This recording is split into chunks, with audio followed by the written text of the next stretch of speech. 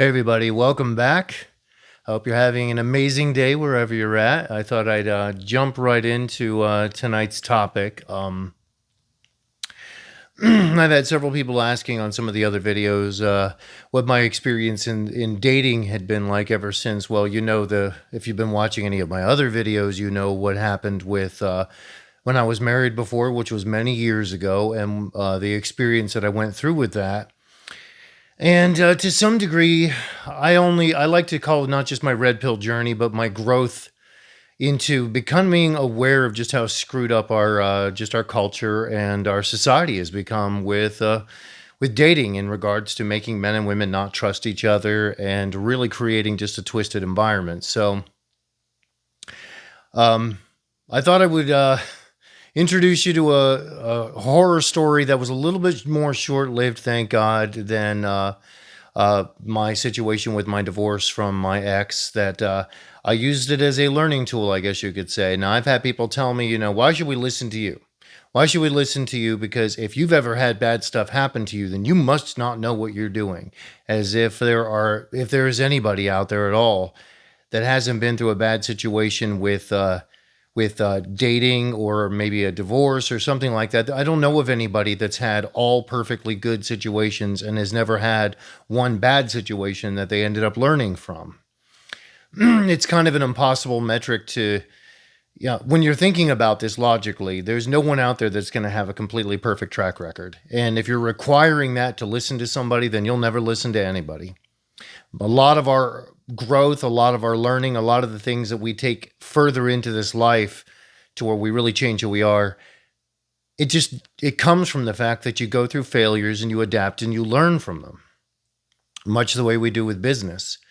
And I know I'm kind of being a little bit long-winded about some of this, but I'm just trying to do a little bit of explaining about sort of my take on this and see what you guys think about this. But um, sort of like the way you do with a business. I've had a couple of different businesses in my life. I've had failures, I've had successes, I've pressed all the way through. And if somebody were to judge me on the merit of, hey, you've failed a few times, or you failed over here, you failed over there, and never ever take into account that I learned, changed, adapted, and got better, then it would be a pretty tough sell to say that I could ever give anybody any advice on anything.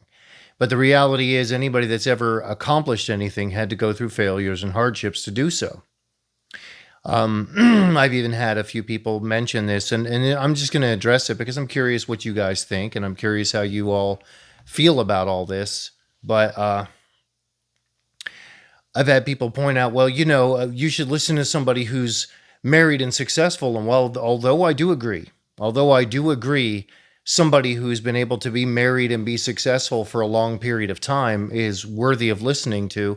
You have to take a couple of things into consideration: how long they were married, um, how long ago, really, I should say. Were they married back in a point in time where the internet, the online dating culture, everything that's happening, the hookup culture, were they in the middle of any of that?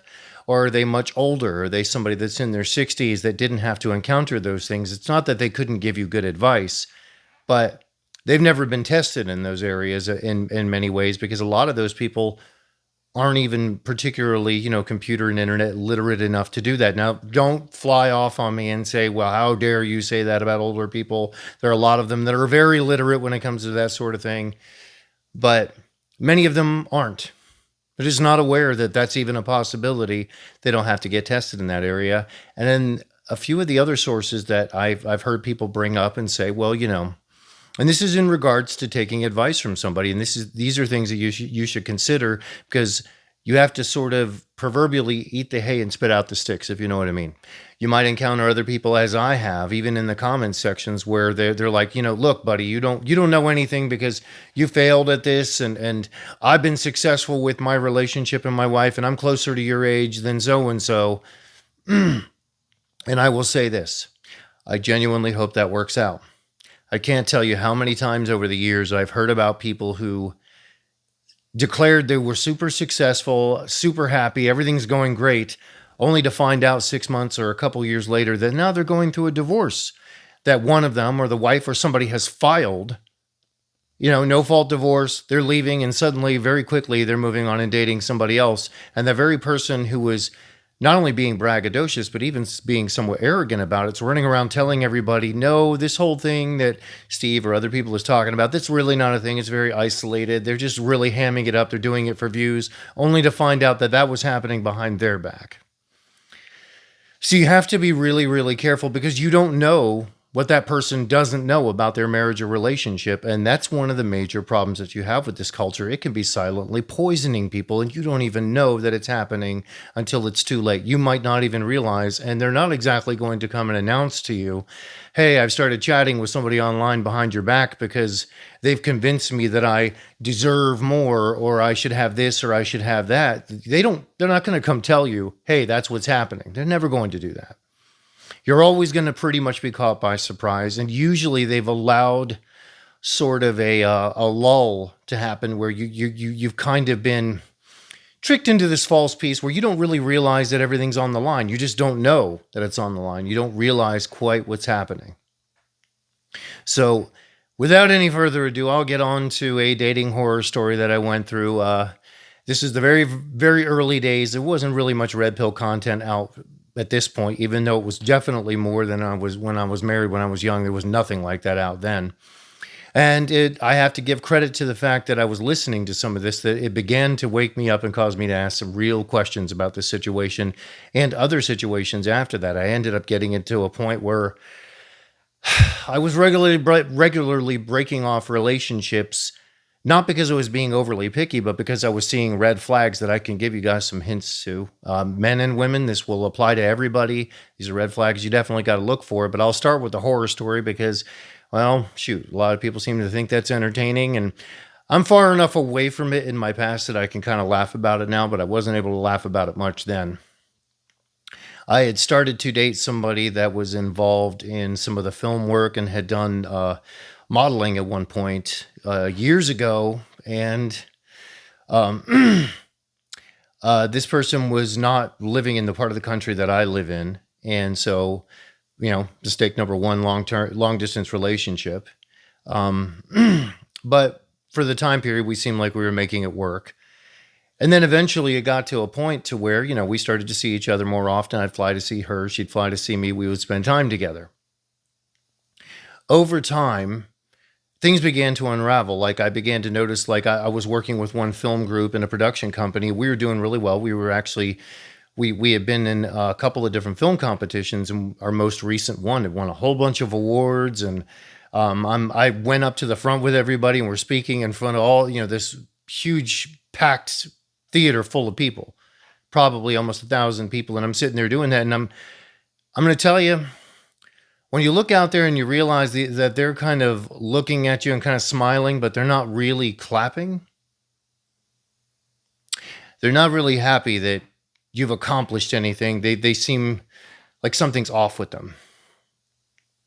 And then later on, you find out that they feel upset and disturbed by it, where they start to question the talents and abilities of the people you're working with, and even your own, to where you're like, wait a minute, what is this? Who are you?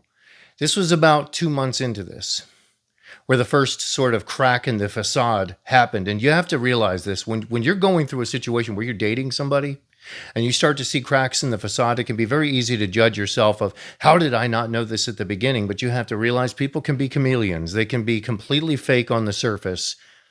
And it takes a while to get through the facade. It takes a while to start to see the cracks. Now, in my personal opinion, as I went through this, I could have ended it a lot sooner as I began to see these things, but it got down to a point to where I began to notice that she would get upset about just about everything. Women that actually had nothing to do with my life. And as I've stated in previous videos, my stance on a relationship is that if you're in a relationship, especially if it's one that you're attempting in any way to be committed with, which really should be just about any relationship, if let's be honest here, you need to be honest with that person, whether or not it's going to be that or not.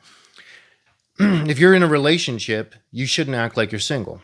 And I certainly wasn't acting like I was single at all. In fact, I was very forthright with everything. I don't go chat up some other woman about something when the person I'm dating is, merely a phone call away. Why wouldn't I be talking with them about it? So as you're attempting to move forward and do all of this, you begin to notice other things. Like I began to find out that she had had plastic surgeries that, was starting to become apparent. But then I began to find out that she never had any money um, in her younger years to be able to afford this, and she wasn't supposedly with anybody. And I began to put two and two together and figure out that another man had obviously paid for it, and she would never give me the identity of the individual that had done this. So how do I confirm that this person's gone from her life? It was just extremely shady. It was one thing after another. And then eventually over time, I began to realize that she herself would accuse me of connecting with women from my past, or maybe something's going on between me and one of the other women that's a client of mine or an actress. And I knew that there was nothing going on, and pretty much everybody that was connected to me, they knew that nothing was happening. I didn't really want to play that sort of game. I had already learned well enough that you don't do that. You don't play those sorts of games, and hooking up is never a good idea, especially when it's people you work with. You're a fool if you do that. Only to discover that it was really more of a projection. Very often when somebody accuses you of something, they're really telling on themselves, especially when it's something that deep down inside you didn't do, and there's really no signs of it. Like, understandably, if there is signs of it, okay, but if there is none, big red flag, big red flag. So eventually it got to a point to where I guess you could say the horror really began. I began to notice that if a particular, if somebody online showed up and was acting with some sort of support towards like one of the films that we had done or any of the recent posts that we had done. And mind you, these people aren't saying something romantic or even in any way inappropriate towards me. They would start to get negative messages from anonymous accounts that had just recently been made on either Facebook or Instagram or something like that. And I began to notice, okay, that's kind of odd. I don't have any enemies that would be doing that. And who would zero in on females that are making any type of supportive statement at all? It eventually got down to a point to where I realized that I think she had crossed the line with potentially maybe one or two other guys. And I just was like, I think it's better that we just start to step this back. I don't know a lot of things about you. I'm not getting a lot of straight answers. It's a good idea that we just kind of rein this back in because, obviously I'd had my bad experience with marriage. And as I started to do that, the anonymous accounts began to harass just about everybody I knew. And at first I was just confused. I was thinking, is there somebody else out there that really resents me?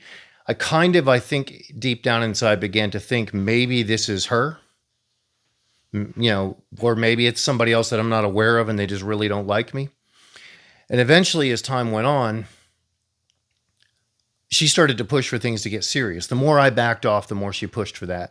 And ultimately even started to tell me stuff like, well, no one's ever told me, no one's ever broken up with me. And I'm just sitting there thinking, I'm really tempted to do this. You're starting to scare me.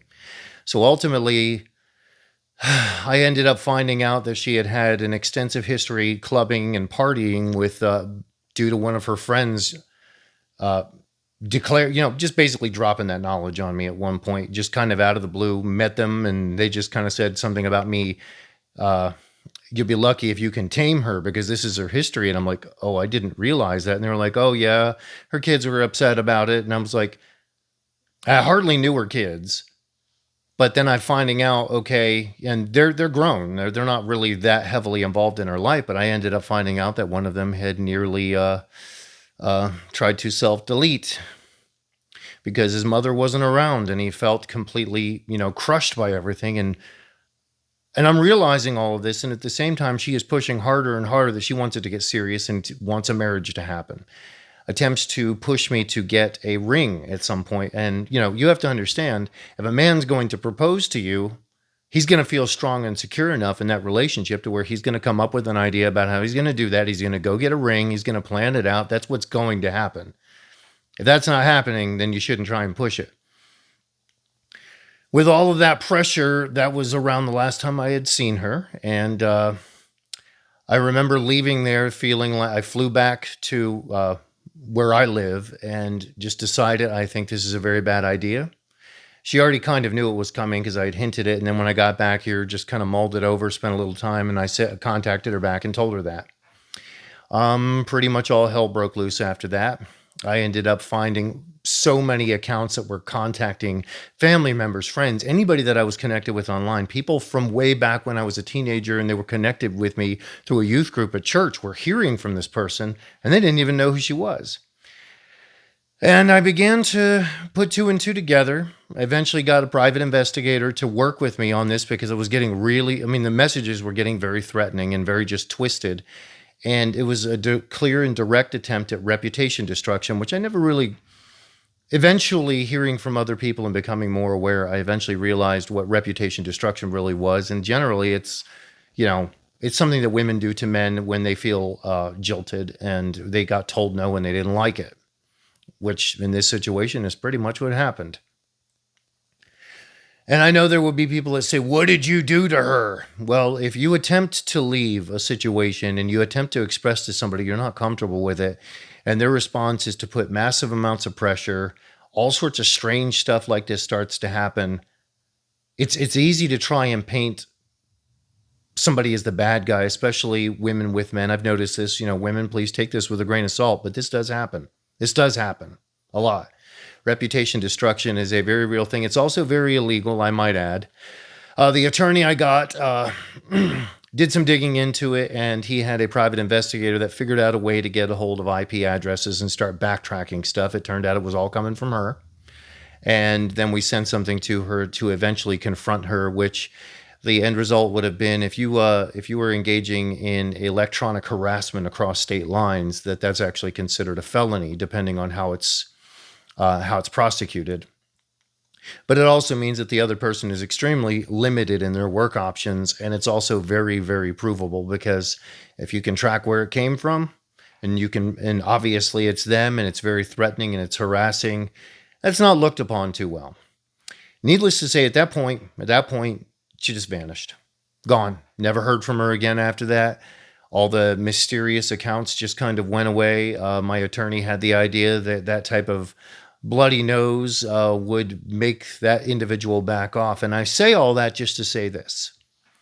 When it comes to dating and when it comes to men and women, never, ever allow yourself to be pressured into something you're not comfortable with. And if the person, I mean, you might say, well, you know, this person was clearly serious about you.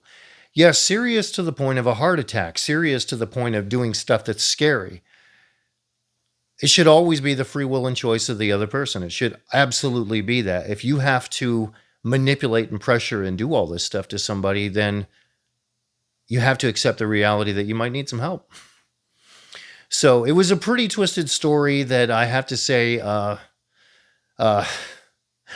my friends and family were all quite relieved when it was finally over because, I mean, it went through a period of time. They were just like, where are you finding these crazies? You were married to one and then this happened. And I have to say in defense of that, most women that I ever had any type of a date with, any type of a romantic history with, if I ever ended up ending that, it was amicable. There was some level of understanding, or even if they were upset, nothing like this happened. This was the one and only time where it went nearly that crazy.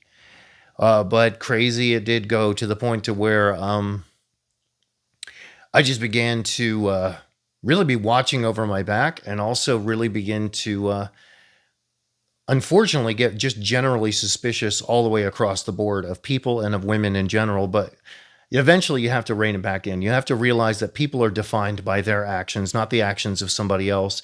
And generalities, although they are true, you have to determine each person by person on a case by case basis. That is really the wise way to do it. And everybody determines their level of trust that you can operate in towards them. Everybody does, and you have to accept that too. So although I will always state, obviously, the general truth is generally true, there are exceptions. There are people out there that won't do that. Most of the people that I dated didn't go crazy. You know, they didn't start to act weird. If I said, look, I'm not comfortable with this, or I feel unsure about this, and I backed away, they understood.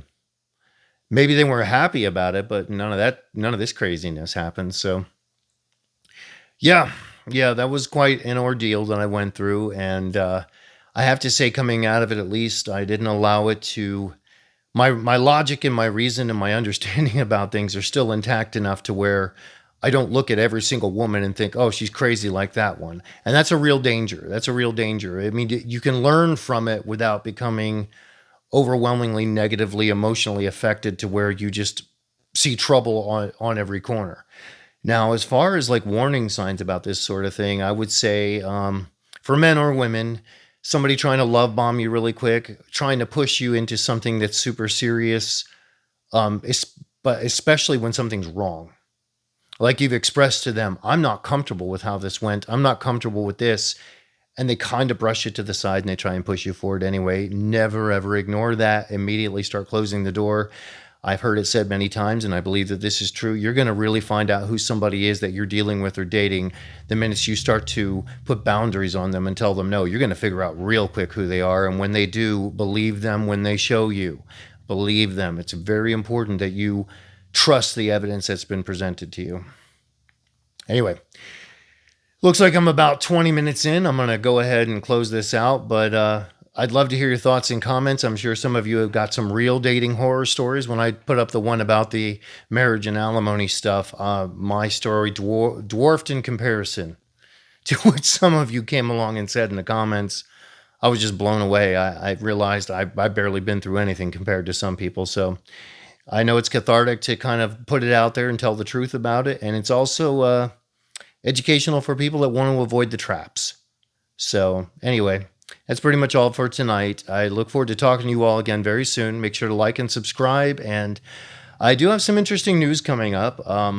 Then I'm going to start breaking down in some of the other videos where I'm going to be expanding into a few other areas and doing a few different things, and possibly even a mentorship program for those of you that are liking the content and feel like maybe there's a way that a little bit of one-on-one mentoring might help you. Maybe you don't feel that way. That's completely fine. You don't have to like me, but it's cool if we can all get along and learn from each other.